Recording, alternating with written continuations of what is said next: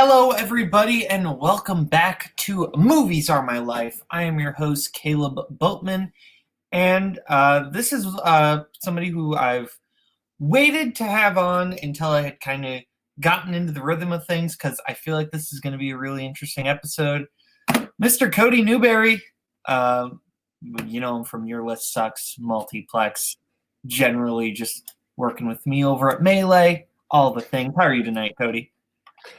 I'm great. We'll see how this show should be like our least contentious show of our entire friendship. So it's all about me. So that's a plus, I guess. We'll talk. But it should be fun. I'm excited. I think it's a good concept for a show. So it should be fun. Yeah, it doesn't involve any of my opinions on anything, which I think is a good safeguard for the both of us. I I think agree. that because then you don't have to be like Boatman. That's an awful opinion. What are you doing? Yeah. But yeah, before we actually get into the main three questions, I was to get the ball rolling. I like to ask my guests what is their first memory of a movie. So, Cody, what is your first memory of a movie? I try to go back and try to realize this answer, and I don't know. I know of movies. Do I know my first one? I'm not 100% sure. Um, I I know I've seen The Lion King in theaters. I know I was taken to. I know my mom. I went probably timber hollow amount of times to go see The Lion King. Do I remember actually sitting there in the theater and watching it? No, not really. I just don't. I'm not that age. I think my most memorable. I pick it in theaters because I've watched a ton of movies at home and those don't stick. But I remember the very first time of being in love with a movie is I think when I saw Monsters Inc. in the theater because we were poor growing up. We didn't go to the theater a whole lot, so it was like a special treat, like once, twice a year when it happened. And I remember seeing Monsters Inc. because I talked to Tim about this. I talked about it because it took forever for that movie to come onto VHS or DVD. And I remember seeing the doors. I remember seeing the moments, and I just couldn't figure out why that movie is not out yet. So that was probably my first one. If I had to actually think this is movies, this is what I love, this is awesome, it'd be Monsters Inc. I would say, but Lion King and stuff, of course, are my favorite movies. Yeah. So, what specifically was it like that Monsters Inc. that you feel like you just grabbed onto that you didn't quite do with another movie? I mean, I guess I was 10 at the time, so I was fully knew what I liked and what I didn't like. I remember the doors and the score kicking in that fun beat and just stuck with me. And I think the ending of Monsters Inc. was just I think it's the first time being in a theater, seeing an emotional moment, and it hitting me, and I think that's why that movie has always stuck. There's other movies like The Borrowers with John Goodman. I remember seeing that in theaters, but I always just I think that's one of those moments that movie never really happened, did it? But it did. But I don't realize it until I look it up again.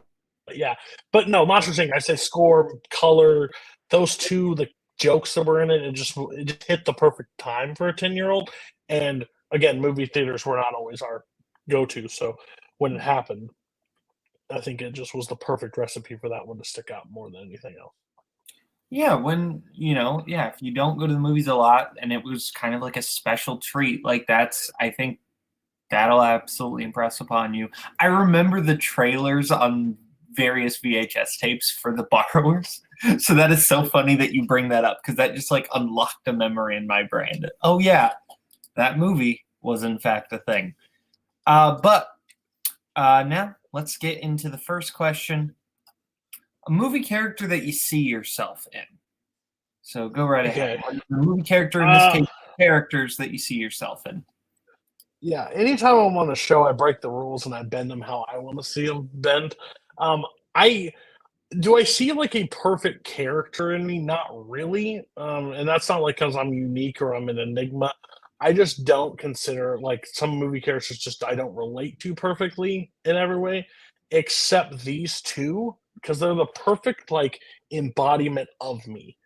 Um, I would say Neil Page and Dale Griffin from Planes, Trains, and Automobiles. I think they're both because, and I think that's the reason this movie relates so much to me because I'm the hard-headed asshole of Neil Page, but I'm also the goofy, try to make you laugh, try to understand, because I have like a persona around me as a person that doesn't care, that I'm very standoffish. People don't want to like approach me because they think I'm mean or I'm intimidating to a point.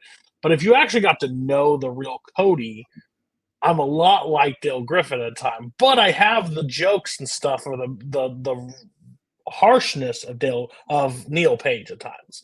So it's like the perfect embodiment of both into one. Because I could be Tommy Lee Jones from The Fugitive, and I can be J.K. Simmons from Whiplash. On the different moments, I can be angry and mean and abrasive. And I can say mean things that will hurt your feelings, but I will also be the person that checks in on you and makes sure you're like doing okay and like figures out like if you need to talk, I can turn that on. So I think those two are just in one for me. Yeah, that's interesting that you bring up these two characters, because you bring up two characters that are at each other's throats for the majority of the movie. And I think that's very interesting. Do you kind of feel that conflict within yourself, like between the more comedic side and the more, hard-headed side? Yeah, I'm like I've always been an introvert that's trying to be an extrovert. Um, the more through life I go. Um, in high school, I was very shy. I was very quiet. If you told me I would be hosting like shows on the internet and talking to people about their opinions and like discussing movies, I would have thought you're nuts. I forced myself out of my shell to be the Dale Griffin through the last 2 years of high school, and it kind of changed my entire perspective and everything that I did. So it's always a conflicting side effect for me. Is like I'm well, also Neil. Like Neil has a family. I'm very career oriented for myself, so I want to do that. But I'm also like I'm good for a fart joke every once in a while, and like a joke, or like a put like jam session in the car or something like that. But when I get out of like, I have to battle between two sides all the time. Like, do I want to be that over the top guy here, or do I want? I'd rather be the introvert Neil Page and just deal with my own self and like lock myself in my own little box and just be myself and deal with the people I want in my box. But there are situations in time where I have to let I have to let Dale Griffin out, where I have to be like over the top and I have to be goofy and I have to be funny. It takes me some time to like parties or stuff like that when I go to, now that I'm old, I don't go to parties, but when I go to outings or something like that, when there's a lot of people, it takes me like, and then I always hear the thing like, oh, you're funny and blah, blah, blah. I get that stuff, but it's like, I guess that's like me trying to put on a show most times than me actually being the actual life of the party, or the trying to be the class clown. Like it's that battle, because I don't want people to. The worst perception I have, especially in this community, is that I'm abrasive and mean and angry towards everybody. I have my moments, I'll grant it, but like I'm not like, I can be nice at times. It just depends on what the subject is and like who it's about. Like if it's like, that's why like even in promos and stuff, I've never went personal towards anybody. Like I'm not that side of anger or mean. Like I don't try to personally attack you, like stuff that you can't control or you outside of answering questions, or uh, your movie taste. Like you're an idiot, but that's just like in your movie taste. And I don't think you're actually a stupid person. But I'm also like, we've all been on calls and cutting jokes back and forth. Like it's I like doing it, but I have to get myself to that point and now that I show. So yeah, I'd say it's a battle. I want to talk about this. You brought it up a few times, but this kind of persona that you've crafted, that you bring up, that do and part of it is perception, but part of it is, and I hope this is fair to say, your own crafting of this Cody Newberry character that is Yeah. not exactly this. And I guess A, just general thoughts on that, and B, do you have any regrets upon kind of crafting this character in that way? Yeah, that's an interesting point because I would say of everybody in the community, I'm consistent through a lot of aspects as the Cody Newberry character, I would say. Like my letterbox versus a show was crafted basically off of it. Um, how I handle things like on call. If the live is in the thing, it's the persona that's there, but it also carries offline. I don't regret it. It came in a time where the the trivia leagues were popping up, and the way to stand out is you had to have something. You had to have something to set yourself apart, to get matches or to get places. So me being mean, but also being funny with the mean, got me to what I needed. But it's also, do I regret it to the point now because of those are kind of died away a little bit? Yeah, because like I have to reach out to people now for the round table, right? And like I want people on that show and to like, hey, I want to hear your film taste, and people are like, and they're hesitant to go on because they think either one, it's going to be a branch of YLS where I'm going to be mean about your picks, or they just heard something from someone else that I said one time. It's the worst game of telephone at times because they hear something I may have never said it to the way it's been described. Um, but I have to like cut down those stigmas of myself that I'm really not. Like me and Coho are two people that are like forward in what we've said before, and he's had to pay for the prices like I've had to pay. Um, but I think the persona's like kind of going away because I've talked to more people about it. I kind of just threw it out as reckless abandonment in the beginning, and that's where it stood. But like before a match, like if there was, I may lean more joking, or I may lean like not as harsh as I used to be to kind of cut that down. But yeah, do I don't regret it in certain aspects because like a Cody movie has been invented. So I get zero crap on like Letterbox when I give something 2 stars because people are like, that's just not a movie for Cody. Everybody else puts a 2 stars. Are you an idiot? Don't you understand film?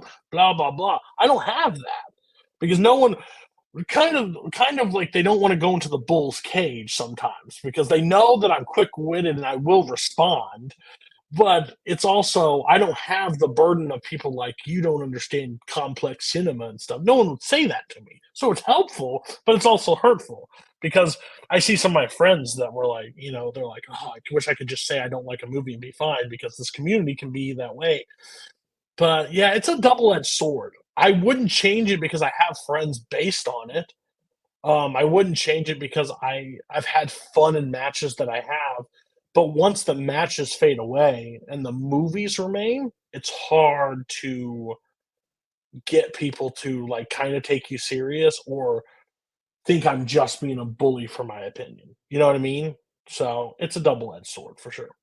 Do you perhaps wish that our mutual friend Caleb Coho, our mutual friend Caleb Coho, he developed a thing and it didn't always work for him, but he had an actual character. There was Caleb Coho and there was Caleb the King Coho. There was a difference between when he had the crown on and when he didn't have the crown on. Now, there Yeah. were times where he would still slip into the king even when he didn't have the crown on, and that would Right. sometimes backfire for him. But do you wish you would have actually crafted a character so you separated yourself from just because your character is still your name, right? You're Right. playing a fictionalized version Yeah. of yourself. And that's what I've always described it as. I'm not playing, and this is no shot what you just said. I'm not playing a fictional character of myself. I'm playing a more enhanced version of myself. I'm playing the extroverted side of me with the mean streak. Like it's the closest to Dale and uh Neil that I ever get is in matches or in YLS because I'm extroverted Dale with Neil coming through and saying everything that I feel about certain things. Now, if you're ever on YLF, if you've ever been on there, I'm not as mean as it portrays. The show portrays very mean, but unless you have like an outrageous take, the panelists sometimes are meaner than I have ever been on the show. I think I wouldn't have had as much fun if I did try to do a character because I think I would have had more of a problem than Coho. of bouncing in between characters. I would have stayed, and I think I would have just been and it would have become me anyways. I think I would have just, and then I'm like, you're this person just because it's a match is on. I would have slipped more, I think. I think this just being the character, and then when somebody is like, "Oh, wow, you're really not as mean as you portray on the internet." Like, yeah, I'm actually a nice guy. I can talk to you. I can chill with you. I can watch movies and goof and say your opinion's stupid, but also like not make you feel like total. Because I'm one of the people in the community. If you actually do have an opinion that's a little bit off on a movie, I'm like, what, really? Well, tell me why you think it's like I'm not actually like butcher and knife coming at you if you think a movie. I'm just complex to why you don't like a movie as much as I do. But yeah, I don't think it would have worked for me. I think it works for Coho. I don't think it would have worked. Ball cap, no ball cap. I don't know. Maybe that's a different world, different life that we live in. You bring up your list sucks, and it's funny because I was actually gonna ask this question about the combination of kind of the introverted Neil Page and the extroverted Del Griffith, and kind of how you're a hardhead on YLS, but it's the more extroverted version of you, and how it's kind of those two things going together. But I kind of want to I want to talk more about the Neil Page side of things, because beyond Neil Page, Neil Page is a hardhead, but he has good qualities. He has things that are just as concerning about him, his family and different things like that. So I think that even in your hard-headed introverted side, I don't think that's completely negative either. Right. I agree with you.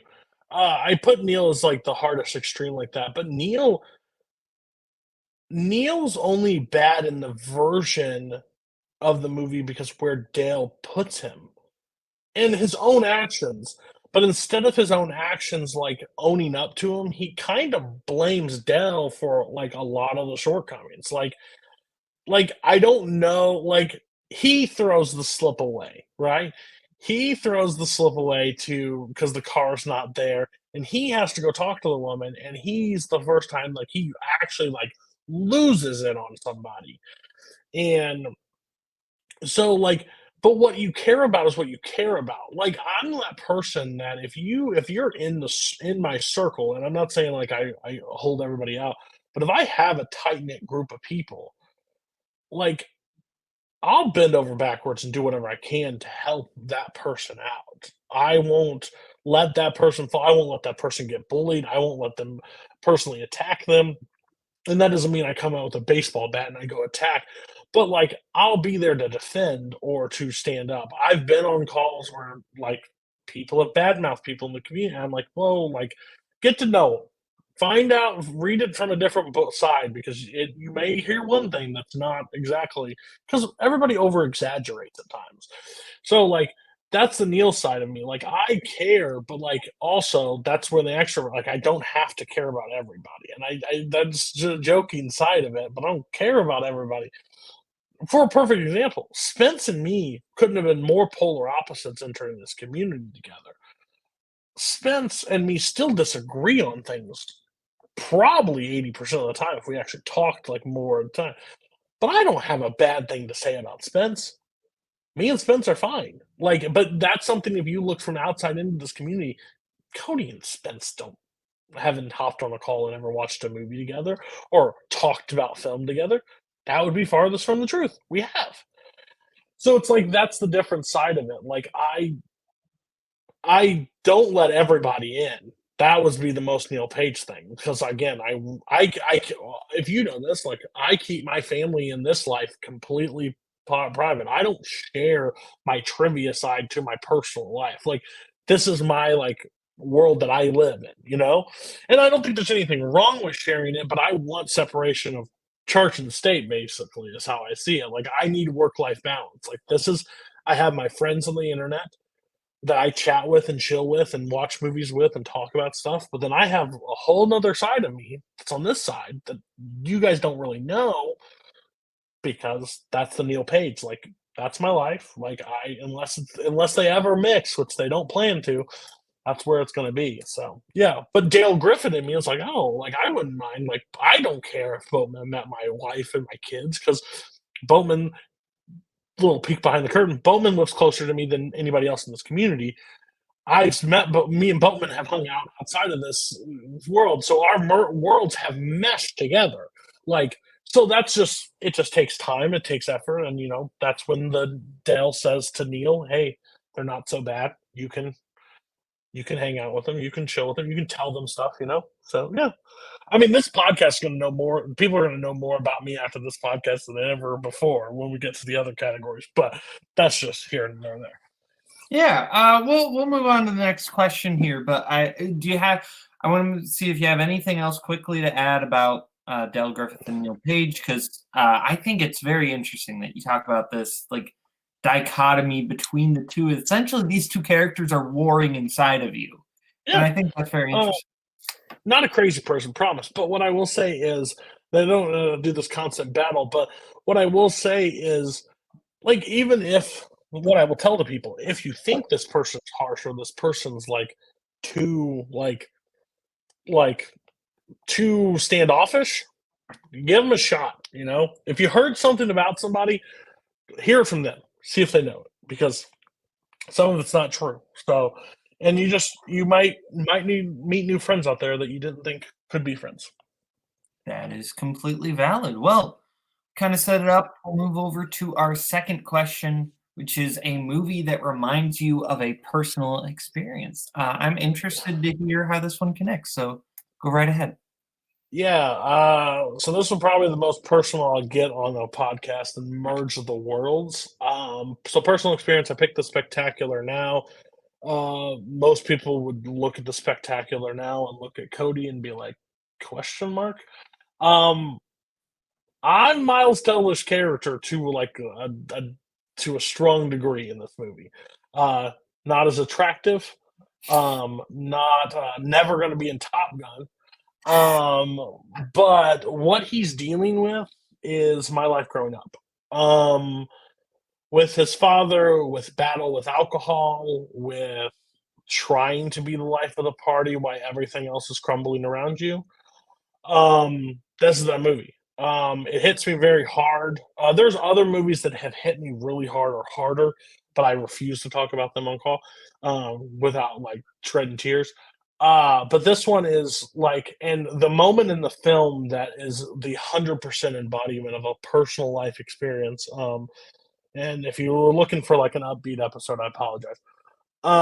This is the scene when Sutton meets his dad. His mom tries to help the best way she can by keeping them separated. The worst thing she could have done is do that moment because he seeks out his dad. He catches up with him. He's about to leave, goes to the bar. Sutton is sitting there and basically talking and oh, you can just hang out with us. And he's not meant to be a father. His dad was never meant to be a dad. He is a dad because of circumstance, but he's not meant to be a dad. And Sutton is going down the exact same path that his dad is, but his dad's not in this picture. And he's trying to talk to him, and he's trying to get every way out of the situation as possible, trying to get moved from the situation. But because he doesn't. He puts on the persona of yeah, I can be dad, I can be dad. But Sutton is trying to get questions and answers, and it's just making his dad want to drink and get away from the situation and get out of it because he's not meant to be. He ran away from that part of his life for a reason. And and sometimes you don't get the answers you want in life. Why couldn't you be there? Or why couldn't you be my dad? Or why couldn't I have the family moments? And this is that moment. This is how, and it was my embodiment growing up. I come from a broken home. Dad and mom divorced. Both parents battled with substance abuse. Mom later in life more, but she's the one that kept me away from my dad because my dad had wanted nothing to do with us. So when I watched this movie for the first time, and what he doesn't realize, and what Sutton doesn't realize, and what I didn't realize going through high school or anything like that, is the girl, Shailene Woodley, is sitting there, and the best thing in his life at that point, but he sees nothing around it. He sees nothing for her. He uses her as this for the moment, that special moment, the spectacular, the spectacular now. But he's drinking. He's losing like brain cells as he goes. He doesn't. He wants to be the life of the party. He pushes it too far. He goes beyond the limits, and his mom is sitting there like, "Do not go for your father. Your father doesn't want it," and he still does it, and it leads him down an even darker path. Happened to me, so that's why this movie has hit so close to home because it's a basically the person you say you'll never become is the person like that you have a chance to become until you can force yourself out of that situation. So I swore up and down when I was younger I'd never be my father. 18 years old, I was my father.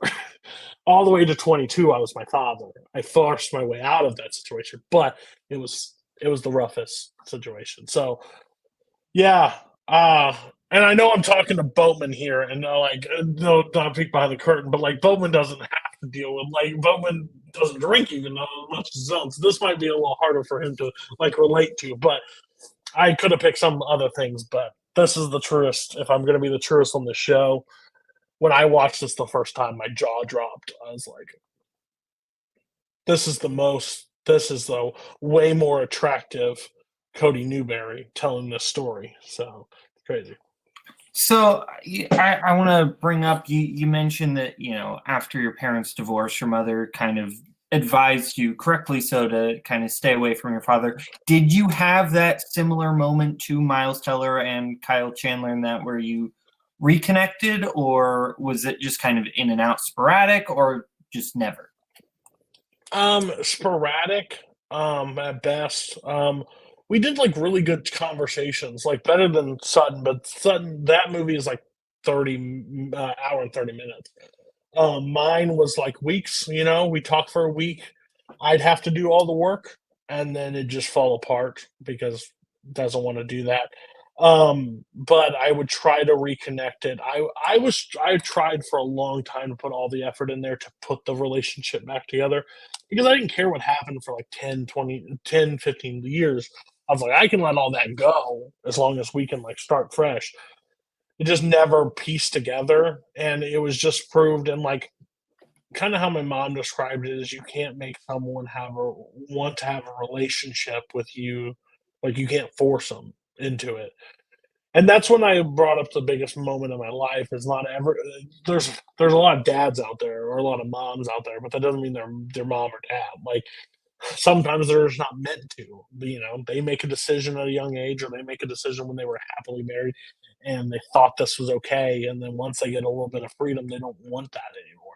And it's kind of hard to wrap your head around being a teenager or like a 10-year-old up and you'd be like, but why? Like I'm yours, like that's weird. But now like sitting here 30, I can tell you like, you know, he just wasn't meant to be that way. And now I like relate I look across the table and like I know like deep down like Sutton probably battled with that for a long time if that movie continued on. Like it haunts you. Father's Day sucks. Different days like that just doesn't hit the same anymore. But overall, it's that movie that just yeah, it's you force your way into a relationship, but you can't make them stay. So, yeah, it didn't last long. It wasn't ever like a extended period. When you brought up planes, trains, and automobiles, and you brought up Del Griffith, and you mentioned that Del Griffith was like that extrovert side of you that didn't really come out until your last 2 years of high school. Did that Del Griffith side kind of lead to this darker edge of like becoming your father? Yeah. I mean, people will relate to this. I mean, not everybody has the same high school or college experience, but a lot of people drink. A lot of people drink, and it was something that I didn't realize because I didn't experience it. I didn't know about it until I tapped into it. Basically, if I drink Pepsi, it's a Pepsi. Nothing. There's no side effect of a Pepsi. Besides like blood sugar rises and you gain a little weight, but alcohol is like that beast that I was extroverted. Like if you would ask, I went to a big high school, 2,000 people. Um, if you would have asked my freshman sophomore year. Do you know who Cody is? Cody who? Newberry? Nah, no thanks. I don't know. Nope, not that I know of. But you asked him junior senior year, a lot of people knew who I was. If you've ever watched Varsity Blues, um, Billy Bob, close to not big, not that big. I'm a big guy, but not that big. But I was puking rowdy. I was fun at a party. I had a lot of fun. But when I first got drunk is when like this close to like past like opened up, like the chamber of secrets were opened inside that I didn't know was hiding inside, and it was like a chasing of the high. And addiction's real. I think addiction travels generations. I just believe that. I don't know if it's an actual fact. Don't quote me on that. Don't take your legal advice from me. But like my dad struggled with it, his dad struggled with it, and like I was the only one to like realize it was a problem, but it took me a real long time to realize it was a problem. Like it took me growing up. Like I went through college completely drinking all the time. So yeah, Dale Griffin made me drink a lot because I wanted to be accepted. Like I wanted to be extroverted. I wanted to have friends. I wanted to enjoy my senior year. I hated my home life. So I put everything into school. So I was like, and that wasn't not school. Like I wasn't doing calculus and having blast in math class. I put it into all my friends. Like if I knew that if I could have friends and I could hang out with people and I could stay like the weekend at people's houses, I didn't have to go home. Like, I didn't have to live my life. I could live my own life, my own section of it. So I just chased different things, got with groups that, and they weren't bad people. They were young and doing stupid things like me. They just didn't know like I was chasing. So instead of putting all my unhappiness and all my anger and my frustration with life, I just put it in a bottle, and that's what it was. So you mentioned that at that point you didn't realize that it was a problem. What was the moment for you when it's like, this is a problem, I need to get out of this? I mean, years. It was closer to the end of college when I knew that I had to do something different because the world was going to spit me out. And I couldn't keep doing being like drunk every time and like doing stuff. And waking up places I didn't remember. Um, I always tell people, and it's the scariest part of my life, and I do not take this as like a pride moment or like a "whoo, look at me." But there's 4 months of my life I don't remember. I don't remember any of it. I don't know. Like I know things I did, but I was constantly drunk all the time. I was constantly drinking. I'd go to class, work overnight, drink, rinse, cycle, repeat for months. Well, it was more during summertime, I would say, so not much class, but I worked full time and I just drank, and I'd go into work still probably drunk, leave and go drunk, drink more, and yeah, it was the darkest time, and I think it was the truest moment. Is like I had a friend that wasn't involved in drinking, kind of completely out of it, and sat me down and said, "Dude, you're gonna kill yourself. Like this has to like end." And I was like, "How? Not a chance." Like this is. I lived in St. Louis at the time. If you ever lived in St. Louis or you're ever around St. Louis, it's a very expensive place to live. So you're just making ends meet, and any extra money is just going to alcohol. But then my buddy, I had nothing holding me to St. Louis. I lived there with my family. We lived there. They all moved out. I was the only one left. But my buddy and his family friend were moving. They were moving back to their hometown, like 6 hours away.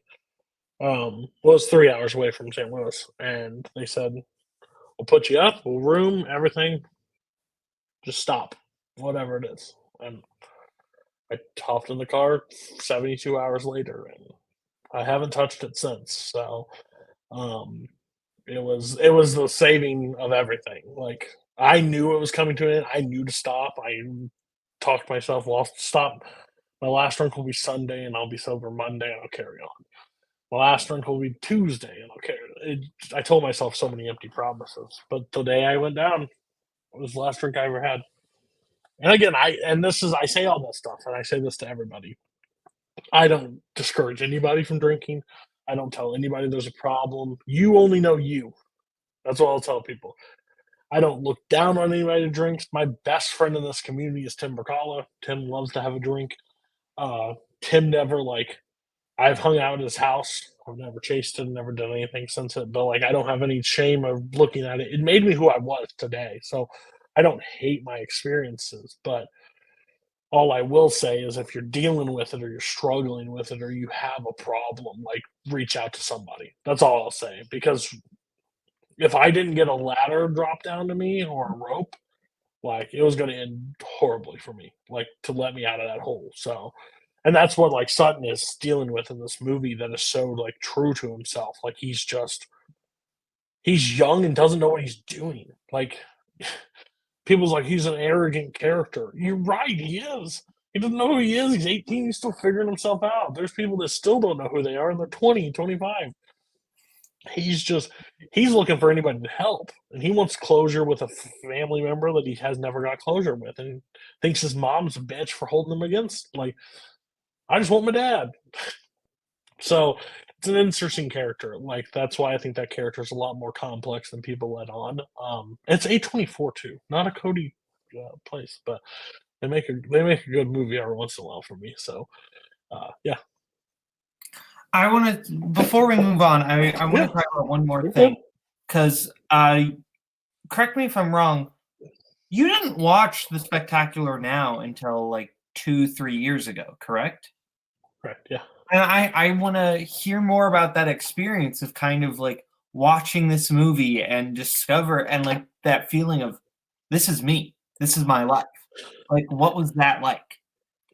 Um, I Boatman probably knows more than anybody in this community, maybe Tim. When I love a movie and when I find a movie that I love, like I'm gab galore. Like I'll talk about it at nauseum. This movie I kind of like held to myself. Like I put it on my top 100. I think I've talked about it and things, but I don't think I've ever talked like this openly about it. I rewound it when I watched it. I got to the scene with the diner, the dad, and I paused it, and I was just like, because he drinks. He's trying to be funny. He's dealing when he's by himself. He's like dealing with all these stuff, and I'm sitting there this entire time, like, dude, this character's so relatable. Like, why is it? And then that scene happens with the dad.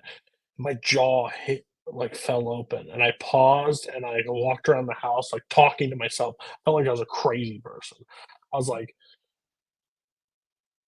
who like is this based on a true story? Who is this person? Like this is my life being pointed out to me. Like why now? Why is this movie? Why did I pick this movie of all places? The only reason I picked the movie is because it had Shailene Woodley in it and Miles Teller, and it was released in 2013. You know better than I do. Um, and I was doing the year. I just picked the year of the movies and watched it. There's nothing else that ties to it. Like I had no like put in a big list. No one recommended it to me. No one said, "Hey, go check out the Spectacular." Nothing like that. So I was having like an out of body experience watching this movie because I couldn't put my play. I couldn't put it um, on where it was like I don't get this. So I rewound the whole movie and watched it again. Only logged it once, but I basically watched the whole movie twice sitting there, and I was just like, I talked more in person. I the Neil Page. I talked in my group in the home. I was like, "This is me," because I don't let that side. People, there's people in this community that know I struggled with alcohol. There's people that know I've talked about it. Like, there's moments, right? There's hints. There's moments, but I don't like dive into my past. I don't. There's a lot of doors to lead to the staircase to get to like know Cody personally. Like that's nothing against everybody. I just don't trust easy. But like this movie was like crazy. Like is the like it's an instant like I think I put it a 4.5, just like to blend it in with the group. It's probably a perfect movie for me. It's 5 stars. But I have to be in the right set of mind to watch this movie anymore. I can't just like pop it on. I will never watch this movie with a group. And it's not like I don't think a great group watch anyways. But like if somebody goes, "You want to watch Spectre?" I would say absolutely not, because like it's an emotional movie for me. It's kind of makes me a wreck. Um, so yeah, it's a weird. There's only two movies that I've hold like that to, and they're one Cameron Holtzman. It's Short Term 12, and it's this movie. It's just they make me have visceral reactions. Like I don't know, like yeah, I just I'm more like I almost watch Spectacular now as like I'm watching a football game.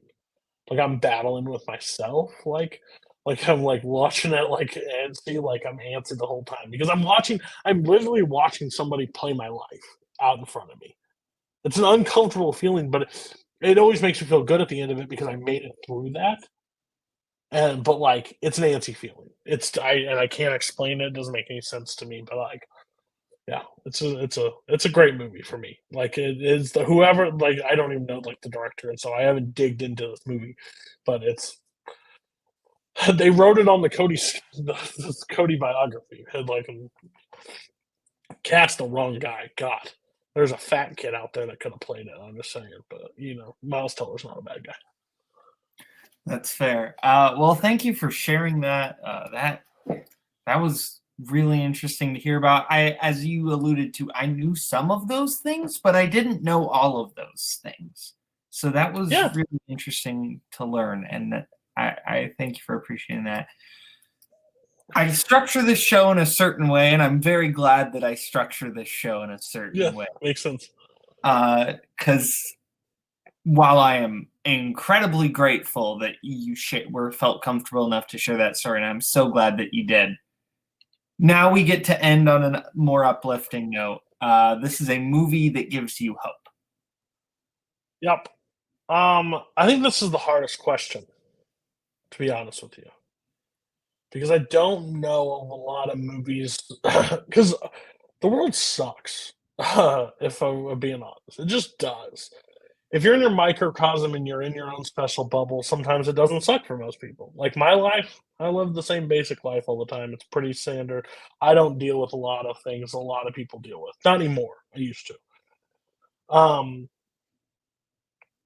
the thing that the movie that just I think I wouldn't say it's overall. I think it's overall message about the movie that gives me hope, and I picked Good Will Hunting. And the reason why I picked Good Will Hunting is because it's a person that doesn't know they need help, like to a degree until it's like forced upon them.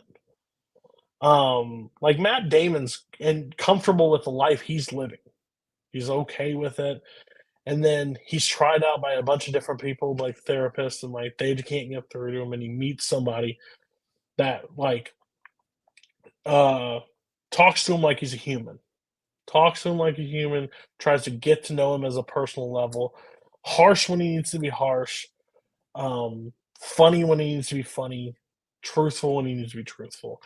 And I think that just shows a hope for this world because I believe when even this movie was made in '97, the mental health and like talking about stuff was at a very bad like people just didn't talk about it. But Good Will Hunting, I think, is now more relevant now than it was even at the time. Now his thing is like emotional connection. He doesn't let people in. He's this thing. And if it also helps, the person that gets me out of any mood or any funk I'm in, I could put on a Robin Williams movie and it does that for me. But I think like the sad thing is even about this movie is like he was dealing with his own personal demons this his entire time playing this role, and like and I he didn't get the like I think the way it does is he couldn't get the help that he really needed through his problems. Like and again, he took, the way that he thought.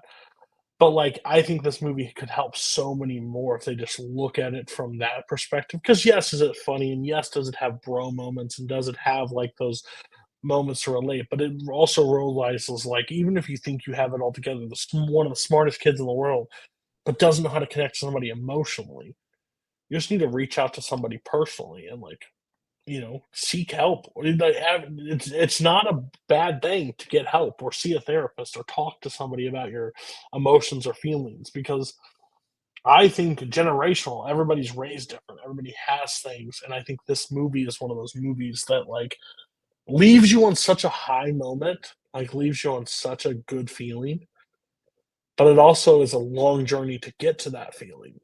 And like that's why I think this movie gives me hope for the end because a person that denied it the entire movie is finally accepting it. So yeah, Gus Van Sant's Good Will Hunting, I think, is a movie that it's not. I don't think it's like the most like uplifting movie and like the most like oh yay, this is so bright for the future. I just think this is something that our country and our world is like looking at more for like help and therapists, and I think this can show that you just seek out the right one, find somebody that works for you, and you might get be able to help with situations that you just didn't know about. So you would say for you, this is more of hope for the state of the world than necessarily hope for you personally. Yes and no, because I agree. I didn't explain it the best. This is a hope for me because I didn't know, like, even I didn't seek help for everything I was going through. I tried to solve every problem myself. I tried to deal with everything myself, and the hope is that, like, I don't know, I guess the weird thing is, like, movies have brought me out of my shell a lot more than it used to. So, like, when I watch this movie of Matt Damon's character of being the smartest guy in the room, but doesn't know how to connect to people, that was me because I don't wanna talk to people. I wanna keep my own space. I wanna keep my shell because I don't know what I'm gonna struggle with. But this movie shows me that, like, you can break your down your shell and you can go out and face things. I think it also tells about the future and, like, the world, and I think more people need to seek help. But, like, for my hope, my happiness, like, I know I don't have to fight the battles that are within on your own because it may not be the right like I may not have Robin Williams. I wouldn't have zero problems if I had Robin Williams to talk to. But if I have somebody that I know that I don't have to deal with and hold it into myself, I can go and talk to somebody else and I can actually not be so scared of certain situations that make me uncomfortable and push me beyond my limits. Like so that's what I would say. It's a double-edged sword on this one too, because I think it's great. People need to go seek for more mental health. But this is also for me because like if I know I'm struggling and stuff, I struggled so far by myself. I don't have to do that anymore. So yeah. So, and you don't have to say their names, but do you have or who are those like Sean McGuire's in your life? Like those people who you just feel like you can come to and talk to about those things? I mean, I think the one like what I didn't have when I first like my wife is definitely one that I can relate to and I can go to. I have people in this community. I won't name them all by names, but I know if I was struggling with something real personal or I needed some help, I know that they may not be the most like helpful in the area because they might not have experience, but I know can put that message out there and I can rely on those. And I have friends here and where I live that I can just like shoot a message. But like I think the people I surround myself with are a lot like him because they're truthful. Like they might not tell me what I want to hear, but what I need to hear. And like I think that's what that area looks like in life. That you just need somebody to kind of call you on your crap and be like, listen, like my friend that took me down to where I lived told me point blank, like, you're gonna die. Like, I'm gonna read a report one day that you're not gonna be here, and I'm not letting that happen. So here's the offer. And I'm like, gave me an offer I couldn't refuse. So I was down. So yeah, I think there's just people in life like I would say like if I was dealing with something, I feel like I could go to Tim in a heartbeat and say, Tim, I just need some guidance on this. I feel like I don't know I'd be laying a lot on Boatman's chest, like to say, Boatman, tell me what I need to do in this financial situation. But I think, I think he'd be there. I think he'd listen. I think he'd be like, you do a pros and cons list. But like, I think he'd be that person for me. But like overall, I feel like I have people that I build up in this community. Like I would say, and I think it was weird, like some of these people in this community are better friends than I've ever had outside of these screen walls. It seems ridiculous. Thank God for COVID, I would say. The only good thing that came from COVID is us all being home for a while. But yeah, I have people I can reach out to because it this movie shows me that I don't have to like when the walls are caving in, you don't have to let the walls hit you. Like you can reach out, you know. You can going to see about a girl, you know, stole my line. You know, it's that person that finally takes the advice. But again, it also shows that like you can fight that advice for so long, but sometimes that's the advice you need to hear. Like, and it just pays off. So yeah, I'm rambling.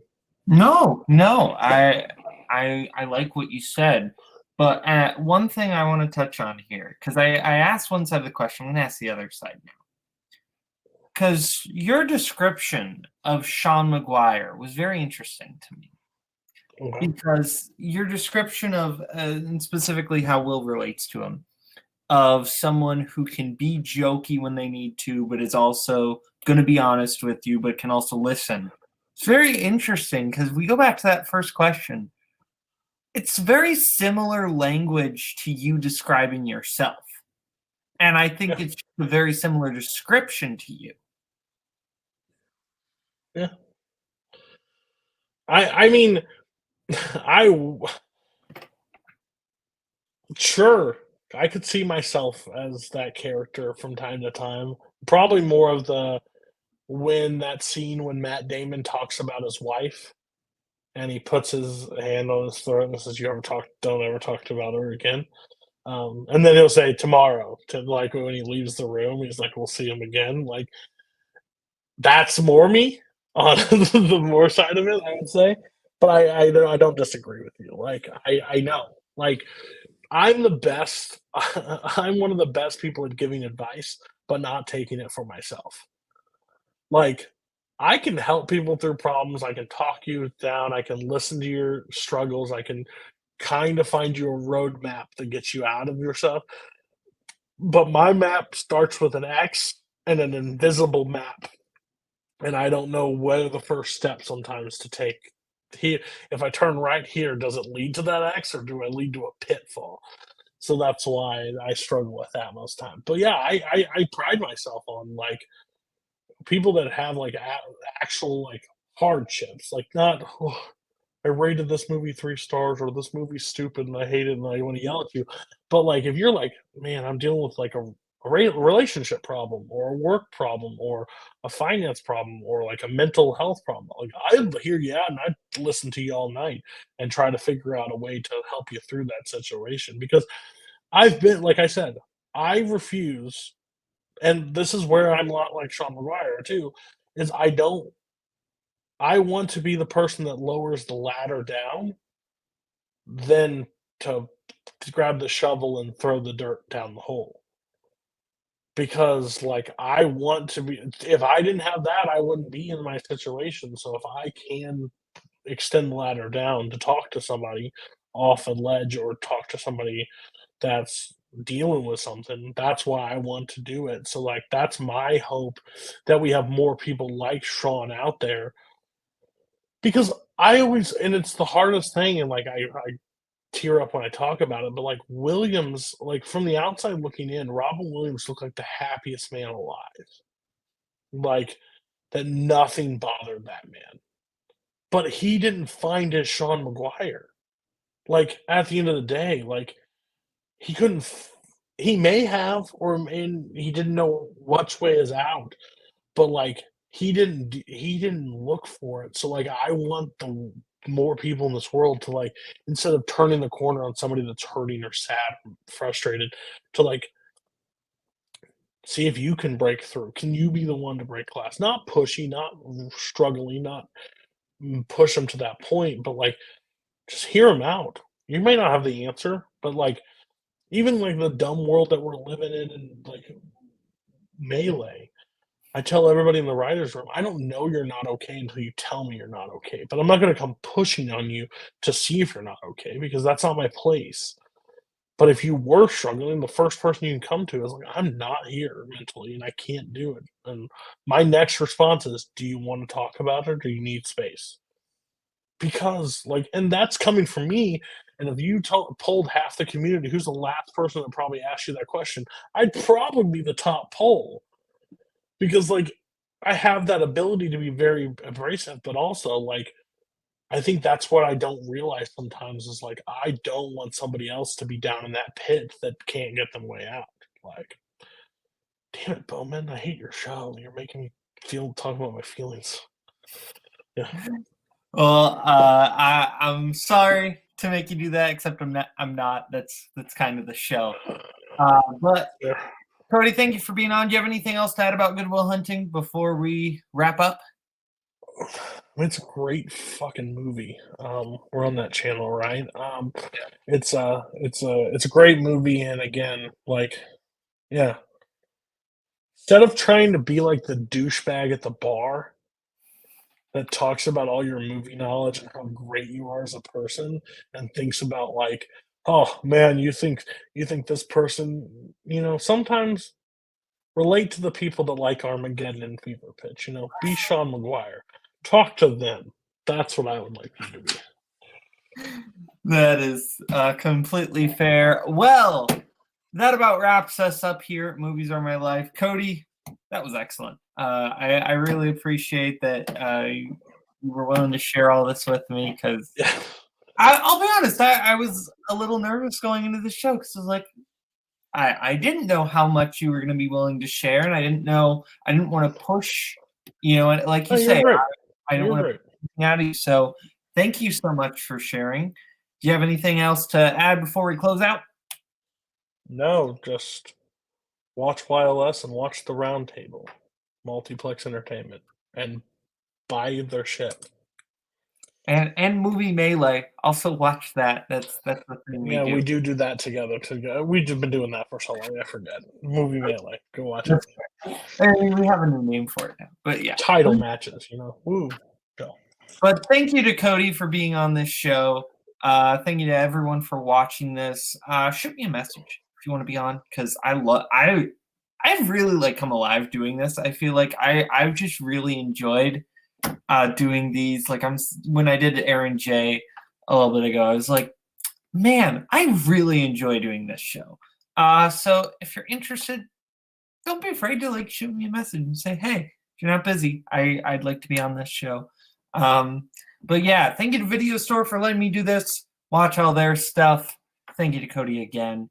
This has been Movies Are My Life. See you later.